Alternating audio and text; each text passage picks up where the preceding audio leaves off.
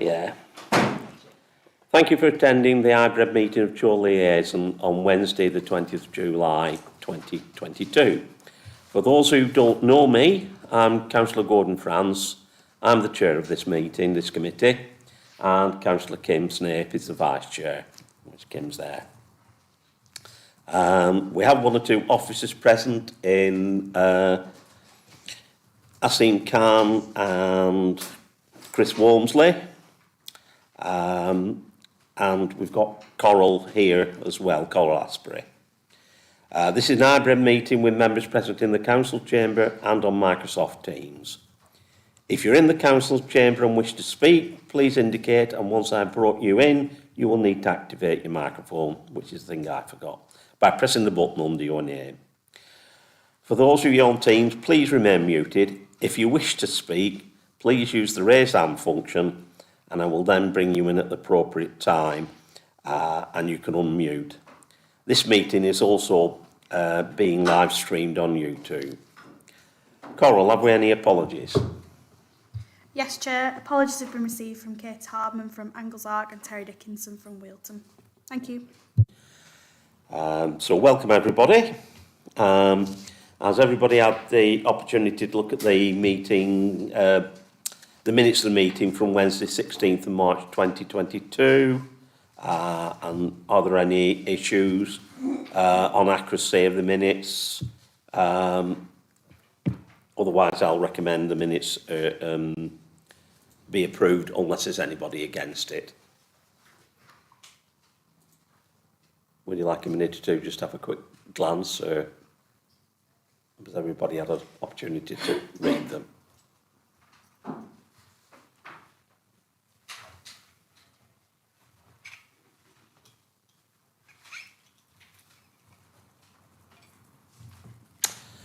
I'll assume we're all right with that. So number 3 on the agenda is the street scene strategy for 2022 to 2025. And we've got Asim Khan here, the director, who's going to lead on this. We've got Chris Walmsley, one of the senior managers, as well. So we've got 2 people who take questions on that. Over to you, Asim. Thank you, Chair. Thank you for the opportunity to attend this evening to present the Council's street scene strategy. I'm not intending to go into any specific detail because the strategy has been circulated prior to this meeting and we have received some comments. But I think it's worthwhile just picking up on some salient points and the history to the background to developing this strategy. This is not the first time that the Council has developed a street scene strategy. There has been historic strategies in place to deliver the work programme for the service. They have very much concentrated on putting in place the underlying infrastructure and some of the corporate measures that we have in place to improve the productivity of the service, introduce more automation and provide significant improvements in relation to general performance across the borough for 3 of the specific items of the service, which is around cutting grass, sweeping the streets and making sure all the litter bins are emptied. There are a huge number of ad hoc requests that we receive and we do our best to attend to those throughout the course of the year and obviously during the period of the strategy. So the last strategy expired a couple of years ago, just in the midst of the pandemic, and we're in a position now to reflect on that and to look forward to delivering the work programme for the next 3 years. So, as you know, my executive member is Councillor Adrian Law, and as part of the development of this strategy, when it went to Executive Cabinet, one of the recommendations as part of that proposal was to ensure that we engage with a wider audience, particularly the climate group and also parish councillors and parishes across the borough. The strategy, although it's a central document, sets some key principles and themes about the delivery of the programme. and sets the framework for the universal application of that service throughout the borough. But one of the things that we want to do as part of the development of this strategy is to better engage with wider groups, develop those partnerships, because this is not about a particular area within the borough.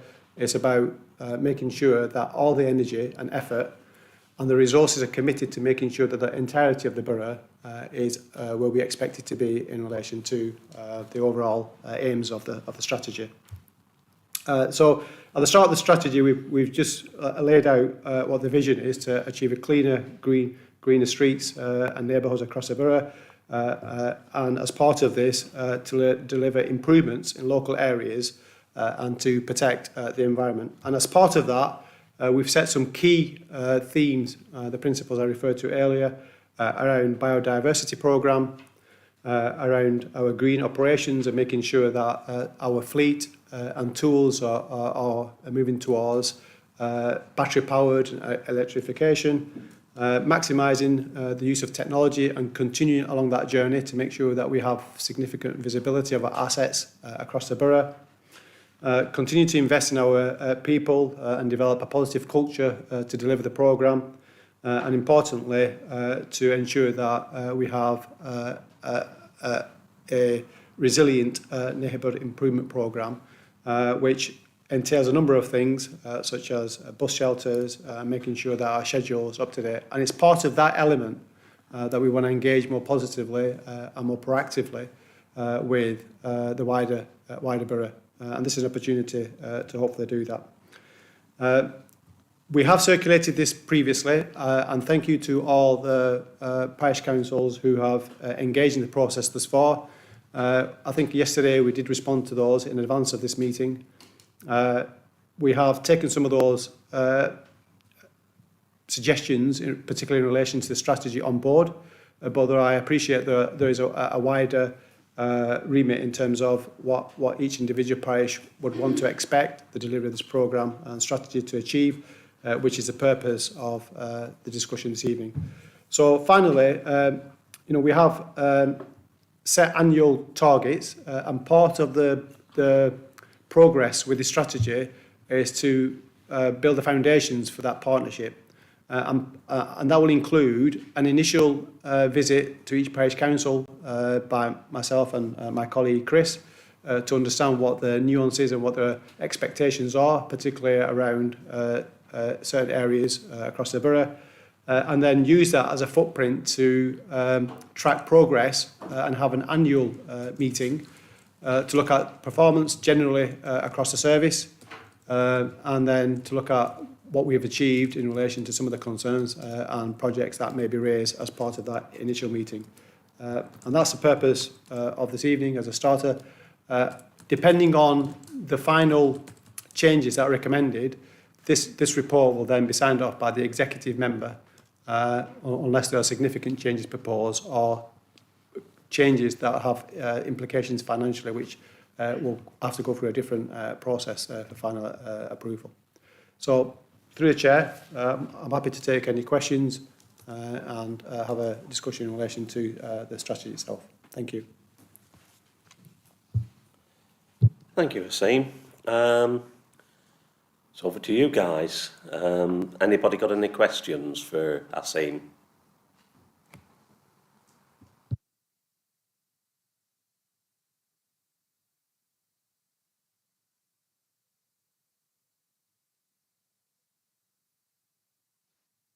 Chair. Yes, go on, Greg. Yeah, just press your button there. In our road, we have a big patch of our road keeps bubbling up with brown water. Who's responsible for that? Go on, Asim. Do you want to take that one? Well, it depends whereabouts. If it's part of the highway, then obviously that's Lancashire County Council. Sort of Chorley, haven't they? I would say it depends where it's coming from. If it's coming from a unit drain or something like that. No, it's coming out of the adjacent embankment. And I don't think it's you use water because it's got iron oxide in it, ferrite. It's brown, but it's making a mess. would say it's probably best to report that to the county then, and if they say it's somebody else, they'll redirect you, but they'll do the leaflet agency. Well, it just so happens that our county councillor is sat there. There you go. I think that's put it right in your jerkin. Send her an email. I can't reach them. I must give you different advice. No, she comes up for a chat. She'll see it when she comes. Thanks for that, Graham. I mean, yeah, it's just a matter of identifying what it is. I mean, United Utilities can United check. Utilities, Gordon, are absolutely useless. I find them all right sometimes. What they do is they check for fluoride. If there's fluoride in it, it's theirs. If there's not, it isn't. So then you've got to find out. They dug a hole. Who's it? They dug a hole, this, aside from this meeting, in our road. Kim knows where it is, at the end of January. And after repeated attempts, asking the Director of Sustainability, Chris Matthews, he sent down his sidekick, and it's only just this last few weeks been finished off. Now, I tell you, it's unbelievable, United Utilities. Kim saw it, didn't you, Kim? Did you want to come in, Adi? I was going to raise another point, actually, if that was okay. Noting Asim's desire to go and speak to all parish councils, and I'm greatly looking forward to that when I'm wearing my parish hat. But in all seriousness, large parts of the borough also have major management companies that look after public open space. Where there are significant sites, would you consider meeting with those two to ensure there's just a common understanding of where the boundaries lie? Because often those lines touch up and residents are unsure, make sure no gaps fall out. I'm thinking primarily Butcher Hill and perhaps one or two other major sites. So just, if I can, Chair, just respond to the previous point. We do have, because of the nature of the work that we undertake across the borough, have established relationships with Lancashire County Council, United Utilities. So as part of the discussion, when we meet with parish councils, if there are any specific concerns that people have, then obviously we can facilitate those discussions and bring that to the fore. I can't promise that in all those cases we can find a resolution, but we'll certainly try with our established contacts. But just in relation to the point that Councillor Bigot made, yes, I mean, the idea behind this is to engage initially with parish councils, and as part of that discussion, there will be some things that we will need to consider because, as rightly pointed out, we have specific assets that we attend, which are owned by the county council, owned by Chorley Council, but there are assets which border and we maintain on behalf of Lancashire County Council, and obviously in those areas we need to have those discussions to make sure that whatever the objectives are, that we can successfully achieve those. I think Kim wants to ask a question now. Go on, Kim.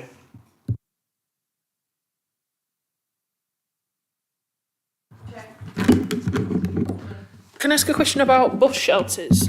I think it's noted in the report somewhere on about a review of bus shelters. But I just wondered, in terms of projects that are already in the pipeline around replacing certain bus shelters, are the decisions going to be delayed in respect to those outstanding issues over replacement bus shelters for the sake of waiting for the outcome of this project for reviewing bus shelters as part of your overall strategy? Thanks. Yeah, so in relation to bus shelters, we have had a number of requests to attend specific bus shelters across the borough. Firstly, there is a financial implication on that. We have an annual budget that we try to maintain the existing stock and any new request that we received where it's justified. And we are undertaking a review, and I'm hoping to be in a position where over the next couple of weeks we'll be able to share what the proposal is in relation to bus shelters moving forward. But one of the things that we are doing is looking at the broader review, because there are cases where some bus shelters have been brought to our attention that need urgent attention, and in those cases we're going to put forward a proposal over the next couple of weeks that will address that.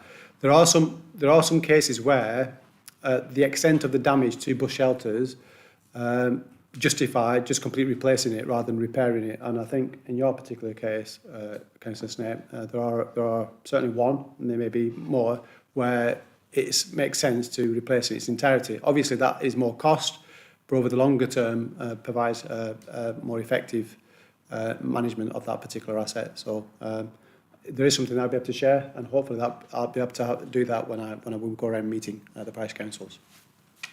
Thank you, Sean. Now I've got Deborah and Ian.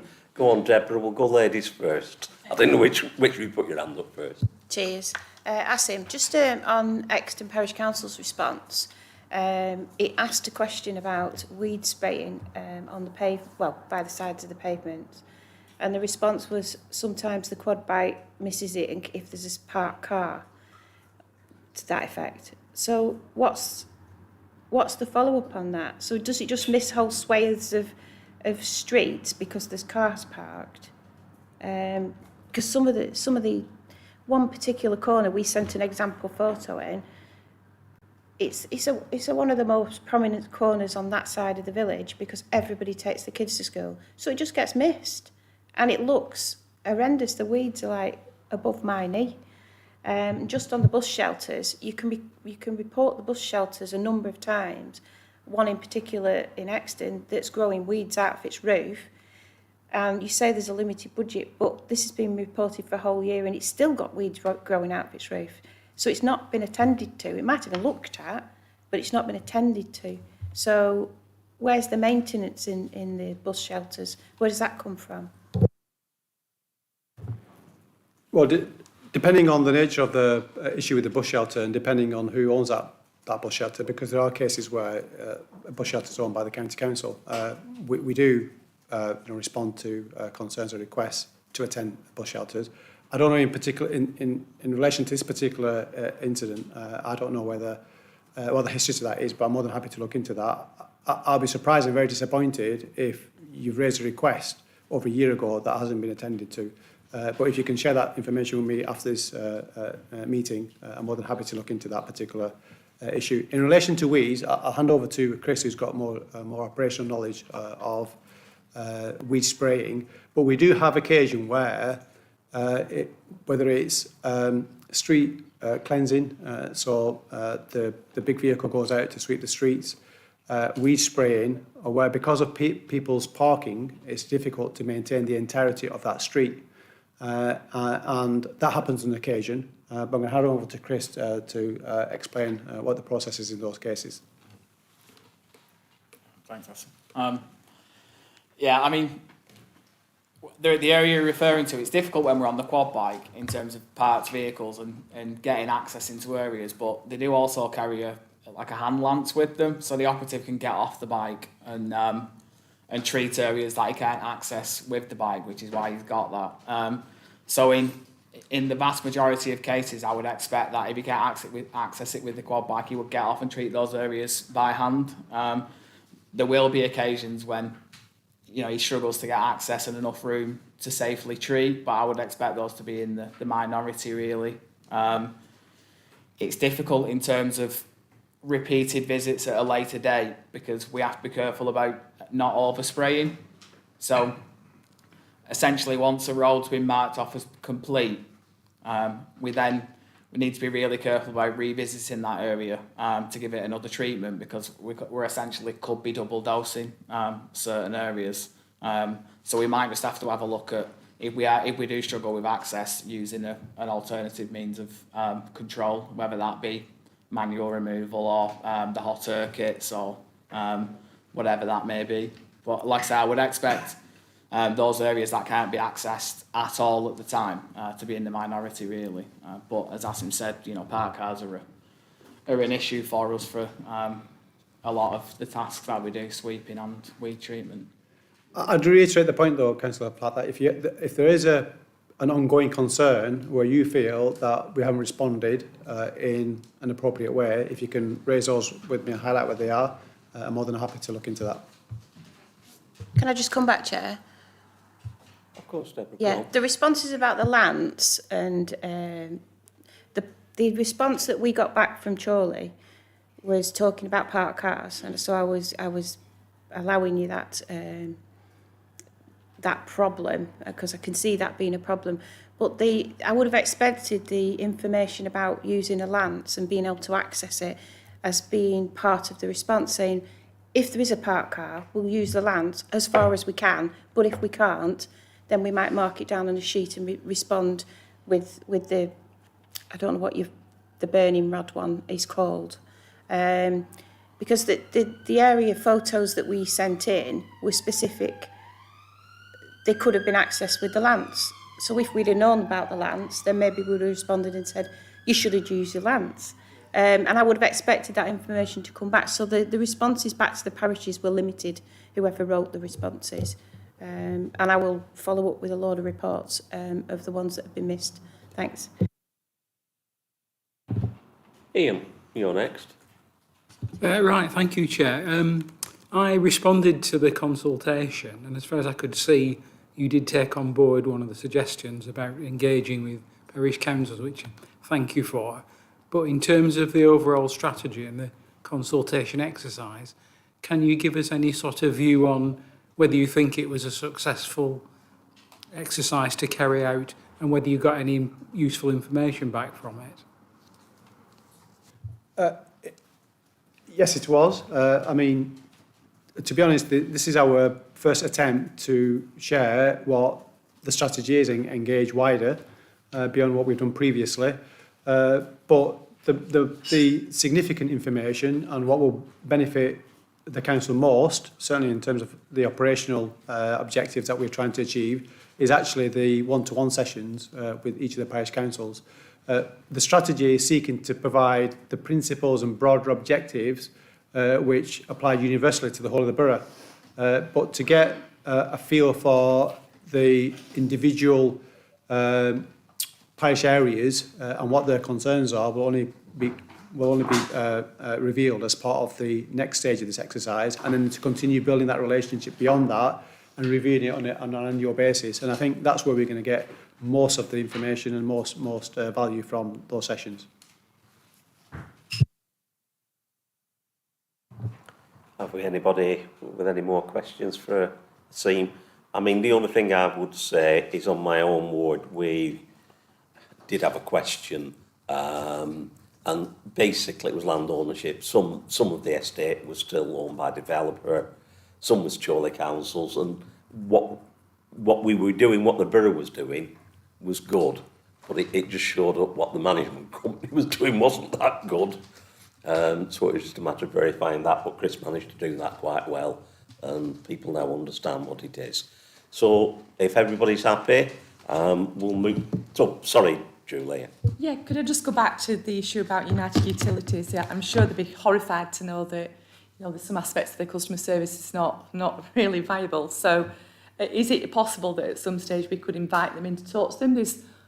I just think there's a real need to discuss with United Utilities about their works programmes and investment programmes, particularly in our rural areas where we're besieged by new planning applications.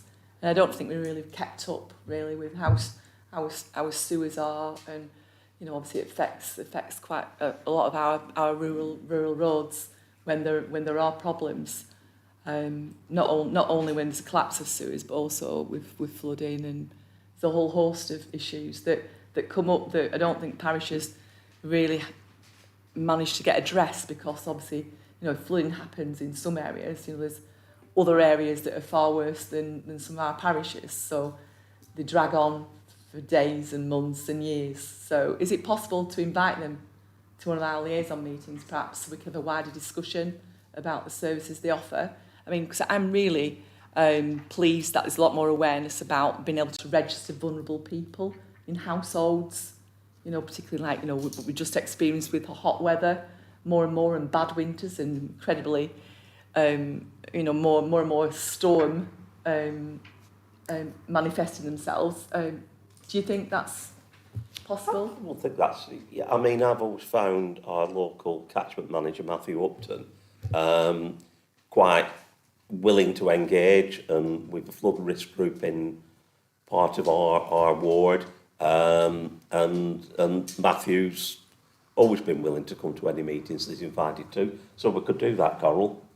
I think it probably would be Matthew, or certainly if we invite him, if he wants to send a specialist to one of his other people, as long as we've got a representation, Julie, I think that's okay, isn't it? Thanks very much indeed. Right, we all finished now for questions. Go on, Colin.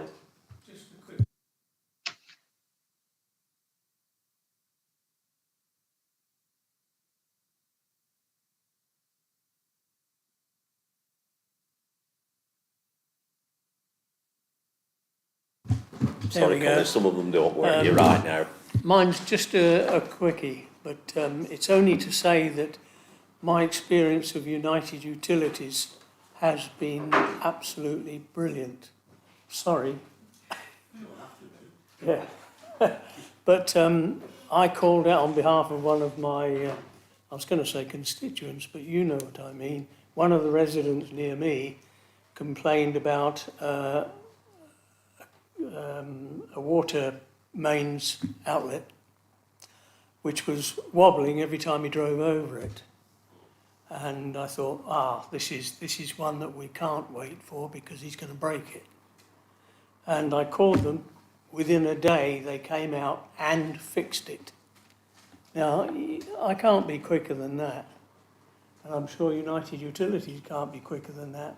So I'm sorry to stand out like a sore thumb, but to my mind, I just want to be the exception. If you have a leak, they're very quick. And if you have a blocked drain, they're also very quick. Can't fault them on that. But when you do the blooming great hole in your road, and it takes 5 months to reinstate it, there's something wrong there. Yeah. And then when they actually come, Kim knows about it, when they actually come, we knew about it, but we give it to another department and they didn't act on it. I mean, it just went on and on and on. It's so bad that Chorley Council had to come off the grass verge to go round what they'd left and come back on again further down to continue the grass cutting. No, I can only speak as it is. Kim will tell you where it is, she saw it. Yeah, I go along with Colin, and you're right, Graham. They're very, very quick. They don't want to lose water. They're very, very quick if there is a burst. They've always been willing to respond with residents groups. So, no, I don't have a problem with them. But that's just on my own personal experience. Right, I'm conscious of time, so if everybody's happy, we'll move on. Thank you very much, Asim, and thank you, Chris.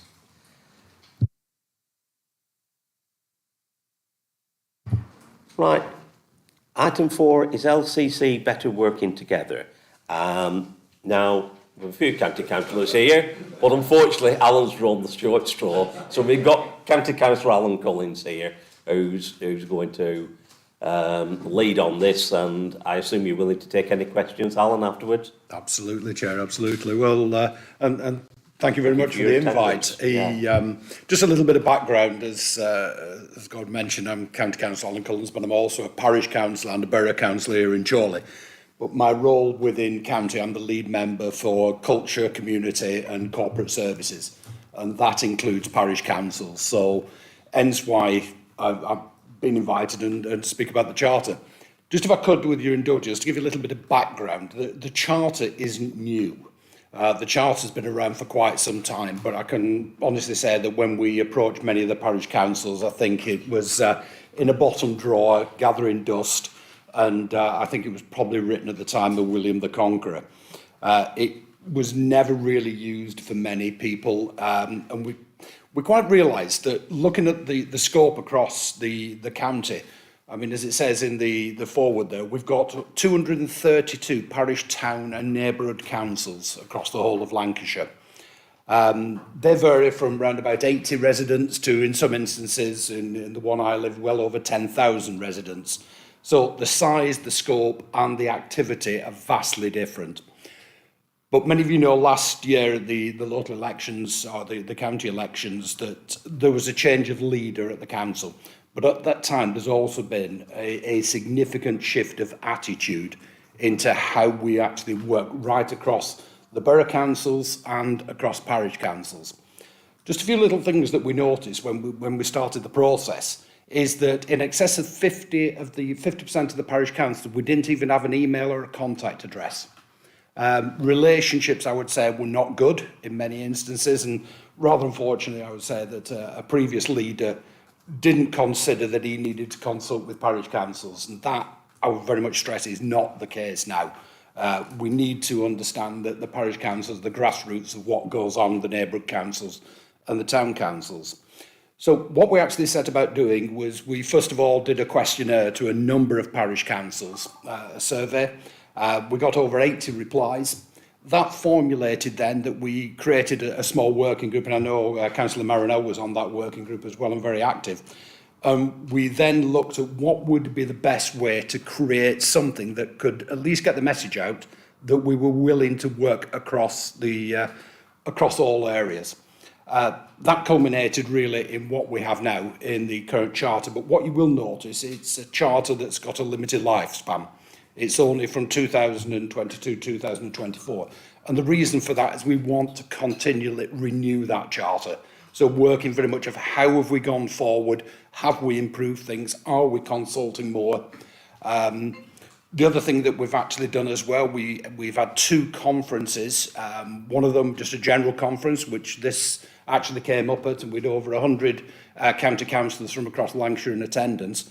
And the other one, and I know is the biggest concern, I'm not going to speak for the portfolio holder for highways tonight. It's highways is often the biggest issue that affects. So one of the things we did is we had a conference specifically on highways, and the intention is that there will be a further conference this year, which will be hybrid, so as many people that can come along.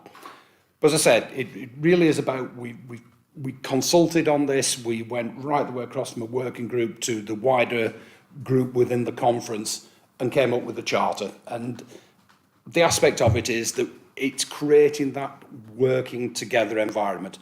And as I say, it's not just the county council. In Chorley, it's extremely fortunate you've got this borough liaison.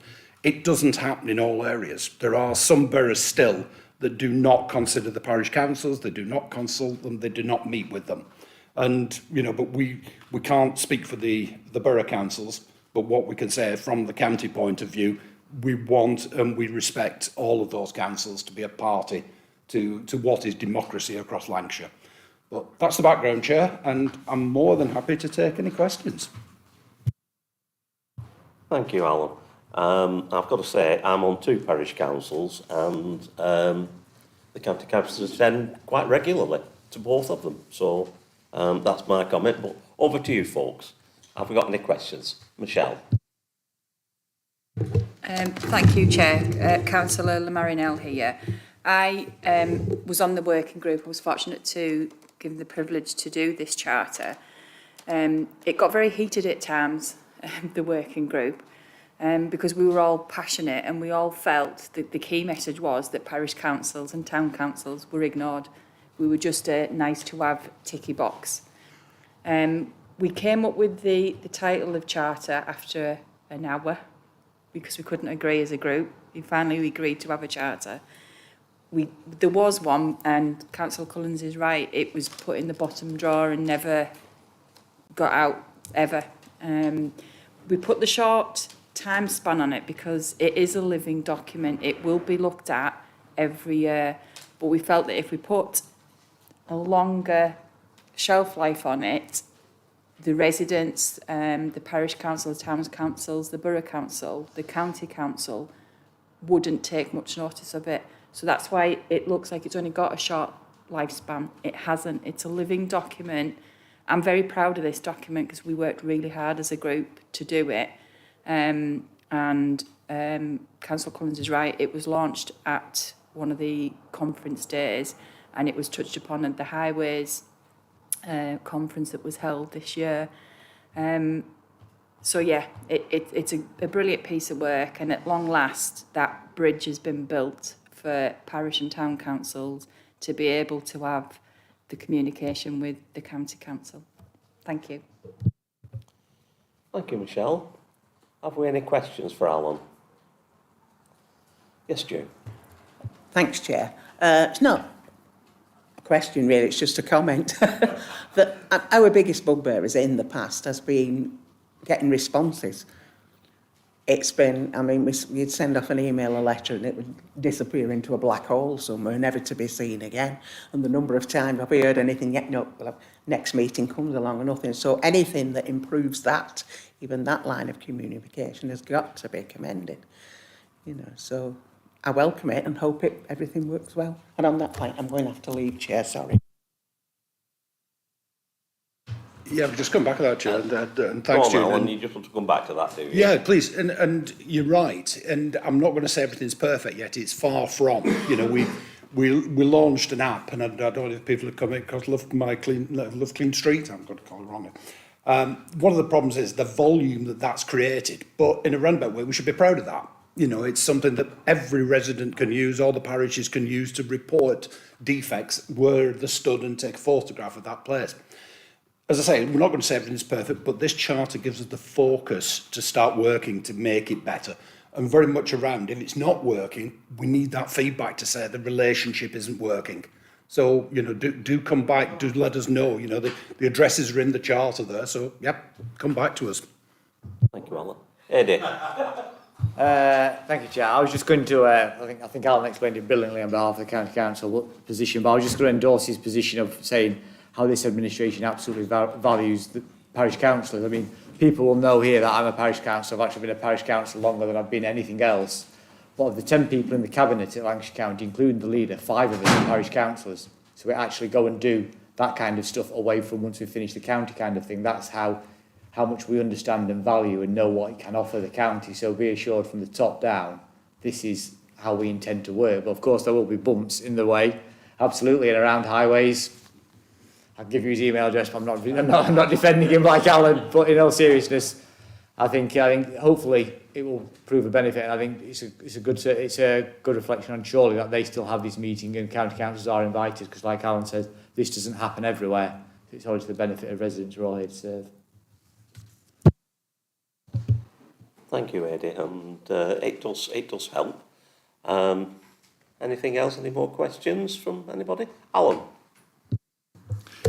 Thank you, Chair. I think one of the things, the item 2 on page 14, Lancashire County Council will engage with parish and town councils on all issues that are likely to affect their area. Now, my memory might be a little bit off, but I remember this coming out around about the same time as the diktat from Highways about structures on lampposts and speed indicator devices. And the timing was absolutely, it's almost as if somebody thought, how can I really upset everybody? This is it. And they did a brilliant job. Whoever it was should either be sacked or commended, because it was superb. And I just wonder, whilst I'm sure the county and the councillors are serious about it, how serious are, for example, people in highways, and I'm not trying to pick on highways, but they are the most difficult in your remit. Did you want to come back on that, Councillor Ricketts? I'm going to comment about that, and I'll answer first. Yeah, right. Go on, Alan. If I may, Chair, it's one of the ones, as I'm sure many of us will be going to watch the Lionesses tonight. What a cracking own goal. You know, it was one of those that there's a lot of work to do with highways. They are one of the busiest departments. It's the thing that affects us all more than anything, I think, for as far as the county is concerned. I think the best thing I can say is the cabinet member is fully aware of what happened. The cabinet member is also reviewing a number of things now with which we will be able to communicate. Some of the decisions that come out may have come out a lot quicker than the cabinet member was aware of, and I think that was one of them. Did you want to make a comment, Eddie? I think that was very politely explained by Alan there. But in all seriousness, I think it reflects one of the challenges we have as an organisation, is because the organisation is so vast, and unless you've been there sometimes, you don't realise is that when we come out with charters and policies like this, it's not just external, we're talking to parishes or town councils. Internally, departments need to read them, understanding and realise how that means for changing the way they operate too. So these things will happen. I mean, I could politely suggest you invite the Cabinet Member for Highways to come and attend one of these sessions. The previous one did. The current one's got a bit further to travel, but then you can absolutely have the opportunity to make sure you fire the bullets at him rather than Alan, who's just being polite tonight. That is a thought. I mean, I know he was invited to do a tour of Whitnall along with Alan, and did come and had a walk round. So I think it's Councillor Chorley Edwards, isn't it? County Councillor Edwards. I've had an email back from him today, actually. So yeah, if we could just make a note of that. It's County Councillor Chorley Edwards, and invite him along. I know Keith in that role came a couple of times, so and they're quite useful actually to speak to the county councillor in charge of highways, because it probably the number one thing that we all get brought up to us. So yeah, good suggestion, Eddie. Thank you, Alan. Thanks, Alan. It's nice to know that in future the lunatics won't be taking over the asylum. Thank you, Alan. Go on, Kim. Just similar comments to Alan, really. I mean, I attend most parish councils in my county council division, and I have noticed an increase in response, from highways. But I would echo that there needs to be a massive improvement in how they carry out consultations. I mean, the big topical issue at the moment is still the bunting, and the parish councils were informed just after Christmas that they all had to pay 50 odd quid. Well, first it was 20 odd quid, then it was 30 odd quid, then it was 50 odd quid. They were saying that you have to pay for it before the decision had even been made at the full council meeting. It's, I was at Adlington Carnival at the weekend, no bunting, 50th year anniversary. Everything, it was just a mess. The way that they're carrying out consultations, already conducting business before they've actually passed it through the democratic process. But the highways stuff, I have noticed an increase in the responsiveness to the parish councils, which is good.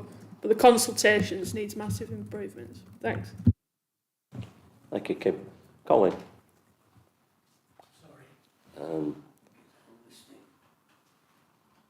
If the red button comes on, you're aware.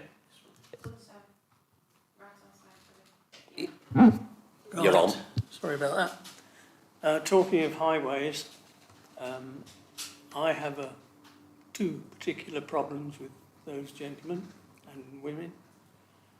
The problem is that I've been dealing with a complaint from my next door neighbour and myself for the last, wait for it, 8 years. Nothing has been done. I get fobbed off and I get, oh yes, we are dealing with it. Nothing has been dealt with.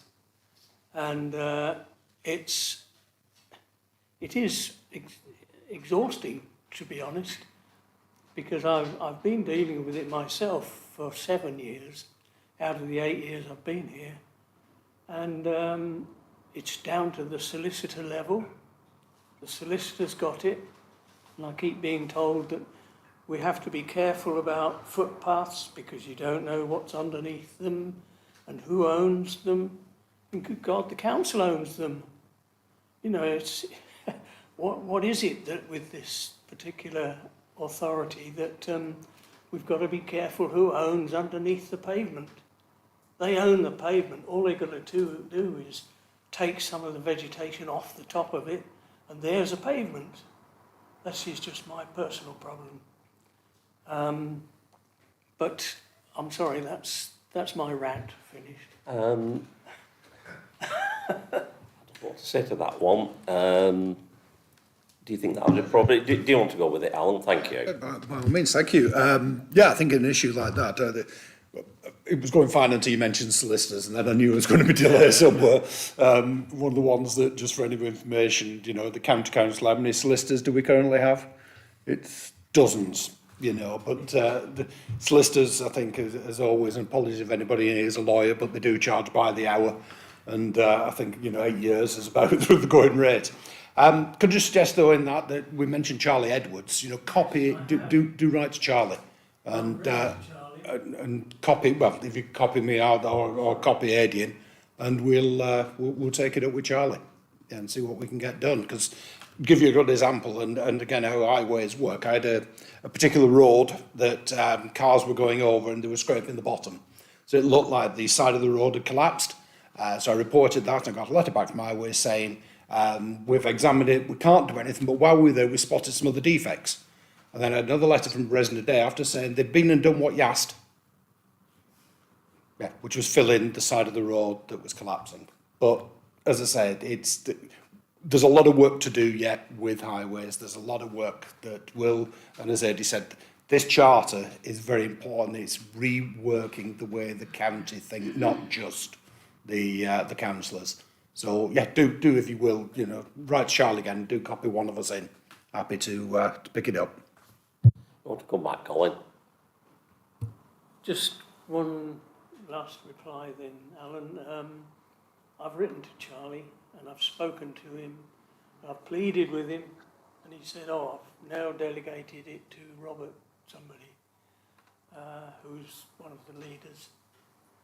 And he sent it back to me and sent it to somebody else, who sent it to somebody else, and so it goes on. Just copy it to one of us too. I will. Charlie personally. I will. You've got their email addresses, yeah, Colin. Right, lovely. Right, if that's it, do you want to go, Asim and Chris? No, you're all right. You're welcome to go on. So, go on, Julia, sorry. It was just a question, not a question, I just want to highlight, unfortunately, with long-standing complaints with any tier of local government, we have redress by complaining to the Ombudsman, but unfortunately, Ombudsmen aren't equipped at the moment because there's a significant backlog that they will not deal with complaints about the failure to have a complaint resolved. So I just think it might be pertinent for the county council to be talking to government really about putting more resources in to ensure that some of the backlog of complaints that they've got, which tarnishes everyone's reputation when there's a failure to get remedy, that if the resources were put at government level, we would see some of that being cleared, and all the learning experiences that come from a complaint being resolved as well. So it would be, we'd be able to pick up as well, but we're not hearing all that because we're not actually opening it up for discussion. Complaints are just almost like parked up somewhere, and it's great that we've got the opportunity to complain, but it's that backup with the Ombudsman that's missing at the moment. Thank you for that, Julie. I must mention that Julie's also a county councillor, so we're well represented from the county council tonight with 4 of them. So thank you, Alan. Unless anybody's any more questions for Alan? No, I think we're okay.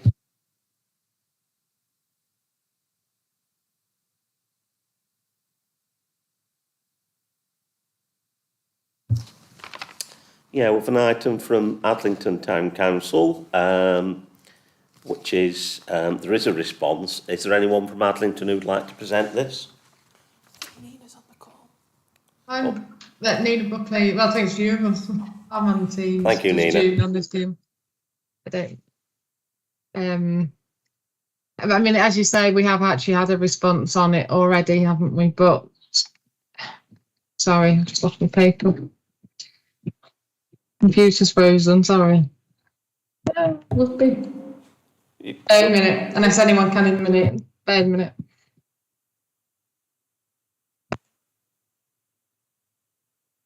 Yeah.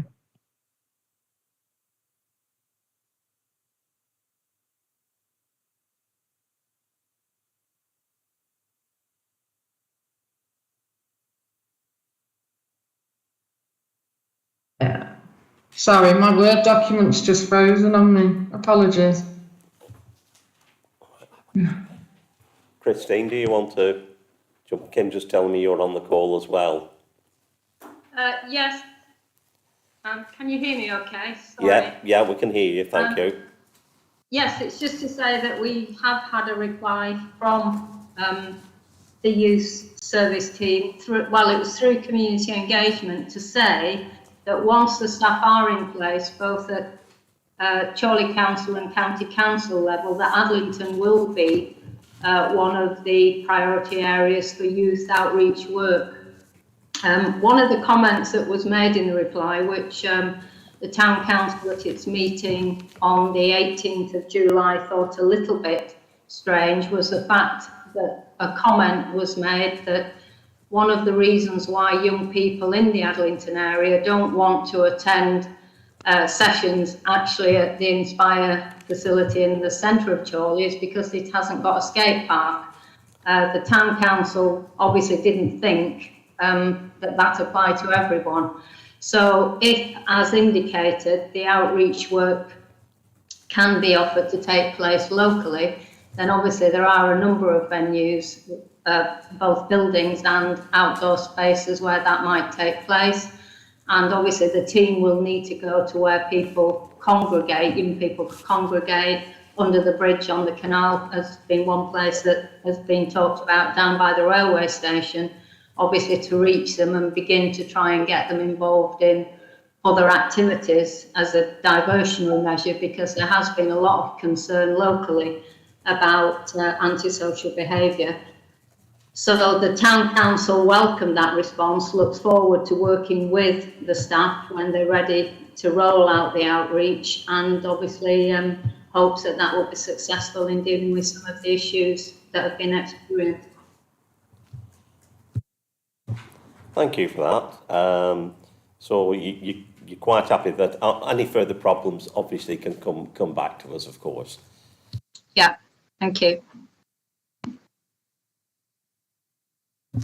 Item 6 is an item requested by Anderton Parish Council, which again we've got a background, and I think we have got a response from LCC about the bus station, but if somebody'd like to present the item for Anderton, please. Ian? Yeah, thank you, Chair. Yeah, I do realise this issue came up a few years ago about the lack of information within the bus station interchange, and I realise that since at that time, I think County were claiming they hadn't got any funding to install proper electronic display of bus departure and destination information. And then we had the pandemic, which intervened in all this. But since then, we're now facing with a climate emergency and sustainability challenges. And in trying to encourage public transport, it just seemed to me that one of the things which is seriously lacking within the borough in encouraging wider use of public transport is a lack of direct information within the bus station area. So I pose the question as to, could we do something about it? And I think we've got a response now from County. Yeah, just a minute. I think it's on the to follow. Yeah, it's on the to follow. The County Council has secured funding and is due to install an electronic passenger information system at Chorley Bus Interchange imminently. This will not provide real-time departure information, as most of the operators do not supply this data. It will, however, schedule bus departures information and also information on train departures too. There will be screens near the main entrance doors within the bus station, and another by the information desk in the middle of the concourse. A fourth screen will be positioned to assist passengers who are travelling outside the times that the concourse is open. I do not have an exact date for installation, but I expect it to be within the next 6 weeks. Yeah, well, thank you very much for that, because that's very encouraging. I think that's provided it happens, Ian, that's a success. Thank you for the question. Right, we've now got item 7. Is there anybody here from Brindle Parish Council who would like to present that? I think... No.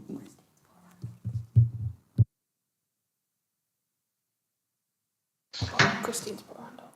Oh, Christine, sorry, did you put your hand up? Have you a comment to make? Sorry.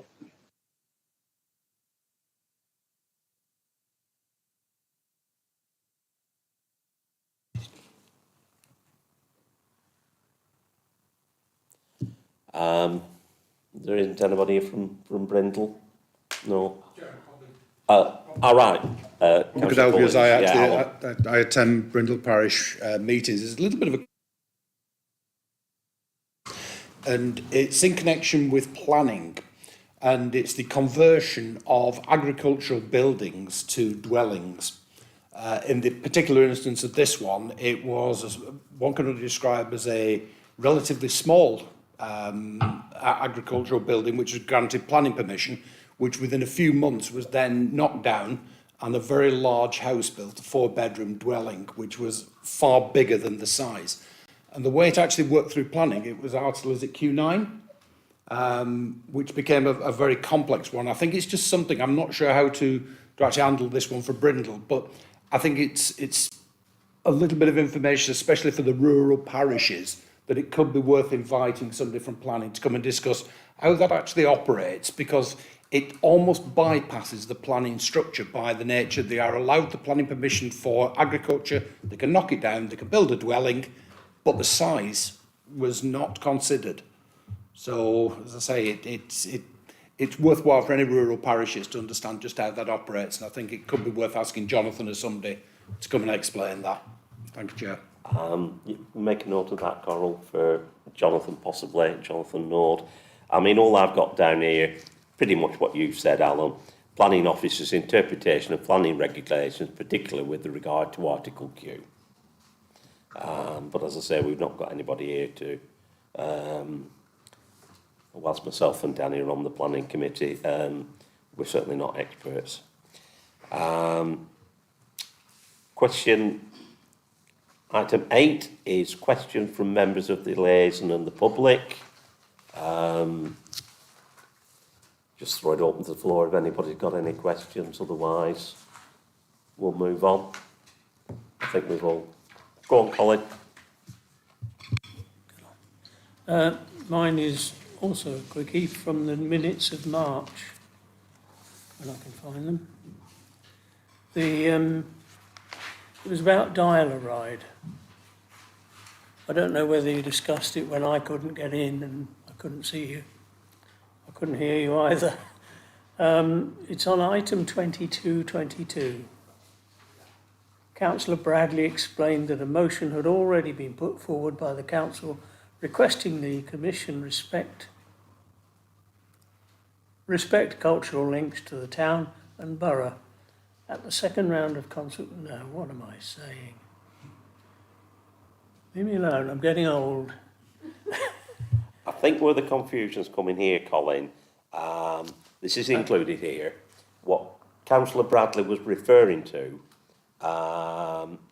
was a separate issue. He was referring to the boundary changes. Yes, he was. Sorry, I'm looking at he something. Was referring to the boundary changes in that particular Yes, article. there's another one. It says dial-a-ride. Could parishes help with publicity for it? So the answer was, can we? So do you know what happened there? Anybody? Seems to focus on dial-a-ride. Just a minute. I think Deborah wants to come in here. Sorry about that. I believe we offered that if they send anything to the parishes to put in newsletters, we do. We don't receive anything, so we don't put it in. If they did, we would. Thank you. I mean, that's as good an answer. I mean, I know both parish councils that I'm on, if we do get things like that, we'll put them into newsletters. Some of the rural parishes are not aware of the facilities offered by Dial-a-Ride. And some seem to work better than others. You know, it just seems to work better in some areas than others. Yeah, I suppose we could chase them up again, Carol, and ask, could they send us some more information again and distribute to parish councils? Yes, Chair. We could also get in touch with Dial-a-Ride and ask if they would like us to facilitate that as well.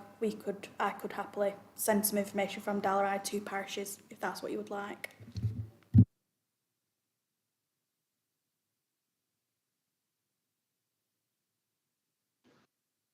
I think Julie, do you want to have a go? Coral, Julia's in as well. Yeah.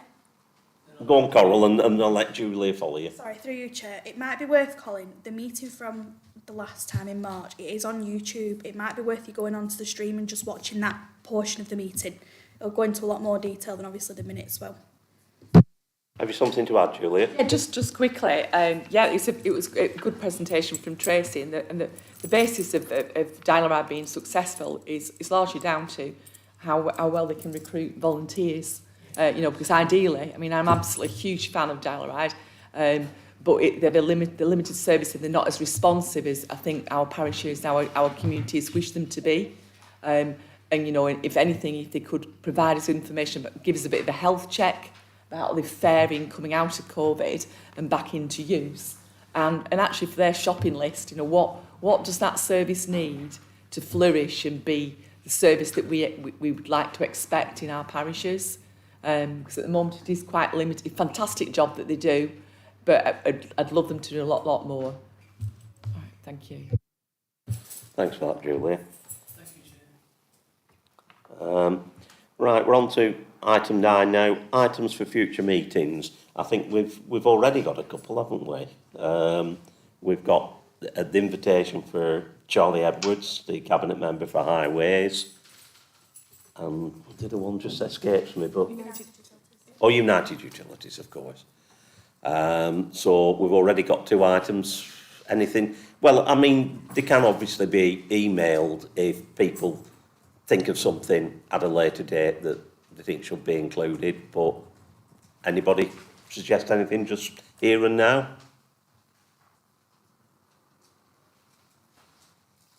No, we seem to be all sorted out. So then that's down to item 10, which is any urgent business previously agreed with the chair. And you'll be glad to know there isn't any. So thank you for your attendance, and I declare the meeting closed.